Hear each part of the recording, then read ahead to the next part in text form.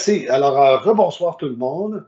Bienvenue d'être là, malgré les co-virus et tout, les maladies qui nous guettent. Et il faut aller de l'avant donc et procéder à cette séance extraordinaire sur le budget. Alors, excusez-moi, j'ai.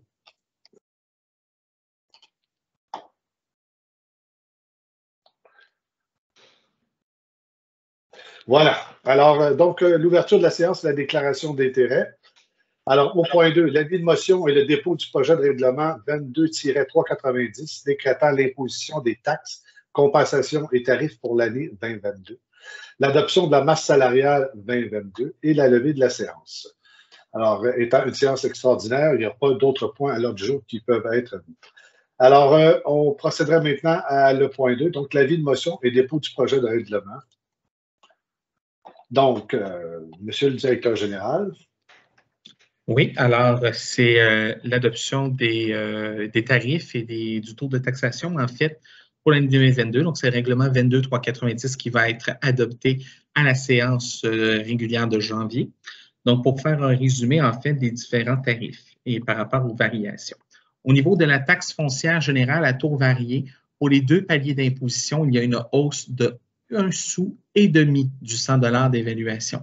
Donc, pour la taxe foncière générale, on parle d'un taux de 0,4762 $ du 100 $ d'évaluation, alors que pour la taxe agricole, on parle de 0,3193 $ du 100 $ d'évaluation.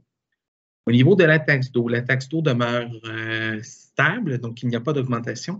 Donc, on parle d'une taxe fixe de 165 $ ainsi qu'un tarif de 68 sous plutôt le mètre cube pour les premiers 300 mètres cubes d'eau consommée, ainsi qu'un tarif de 1,61 $ le mètre cube d'eau consommée pour les mètres cubes supplémentaires.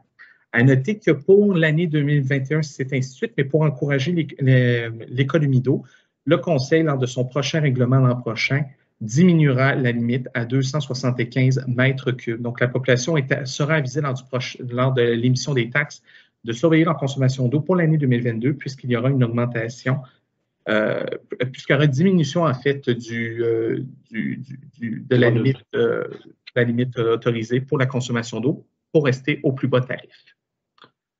Au niveau de la taxe d'égout, elle demeure à 200 $ par unité de logement, donc il n'y a pas de variation là-dessus. La taxe des matières résiduelles passe de 192 $ à 205 $ par unité de logement, principalement dû aux différentes augmentations qui ont été envoyées par la MRC pour ce service. Au niveau du règlement d'emprunt, donc il y a une certaine variation, notamment à cause du nouveau financement.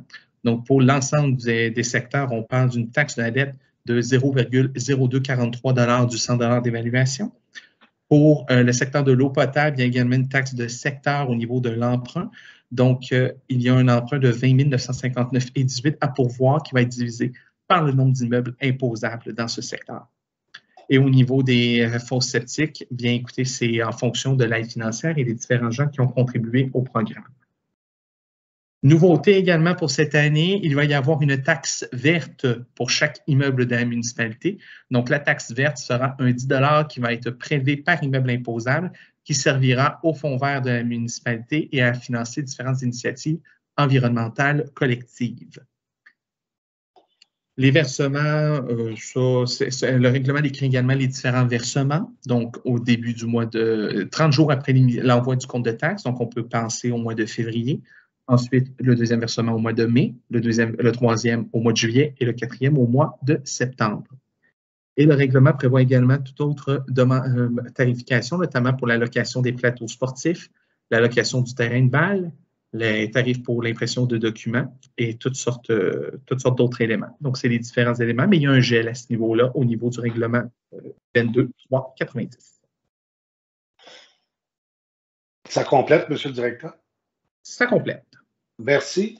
Alors donc, je rappelle simplement que c'est un avis de motion que nous donnons et le règlement sera adopté donc à une autre séance en janvier 2022. Alors donc, dans le projet de résolution, c'est un avis de motion qui est à présent donné par qu'un règlement sera soumis à ce Conseil à sa prochaine séance ou à une séance subséquente décrétant l'imposition des taxes, compensations et tarifs pour l'année 2022. Alors, conformément aux dispositions de l'article 445 du Code municipal du Québec, la personne dépose une copie du projet de règlement 22-390 décrétant l'imposition des taxes et compensations. Alors, qui donne l'avis de motion? Madame Vadeboncoeur. Alors, il n'y a pas à être d'accord ou pas. L'avis de motion, c'est un avis qui est déposé. Et donc, on va se prononcer, comme je le disais, à une séance ultérieure. Alors, merci. Alors, on passerait maintenant au point 3, qui est l'adoption de la masse salariale 2022. Alors, Monsieur le directeur général. Oui, alors c'est simplement d'entériner les différentes recommandations qui ont été faites par le comité RH en vue de l'année 2022, qui ont été discutées, donc à la suite des changements au niveau des échelles salariales et ainsi de suite de la municipalité. Donc, en gros, c'est d'adopter la masse salariale qui se situerait pour 2022 en incluant les charges sociales et les salaires bruts à 719 000 $. Voilà, et comme vous le mentionnez, c'est effectivement les recommandations du comité des ressources humaines sur lesquelles les conseillers siégeaient, et qui ont fait les recommandations donc sur cet élément-là.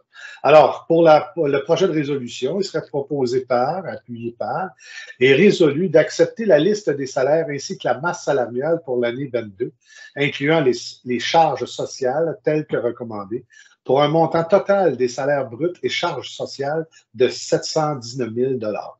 Alors, qui fait la proposition? Madame Denicourt, qui l'appuie? Madame Forné. Merci. Tout le monde d'accord? Merci. Alors, c'est adopté. Ça clôt donc le point sur l'adoption de la masse salariale. Et on serait rendu au point 4, la levée de l'Assemblée. Est-ce que j'ai quelqu'un qui propose la levée de l'Assemblée? Oui, M. Berthiaume, merci. Alors, donc, ça clôt les 2 séances extraordinaires. Je profite de l'occasion pour souhaiter à toutes et à tous de très joyeuses fêtes, en santé.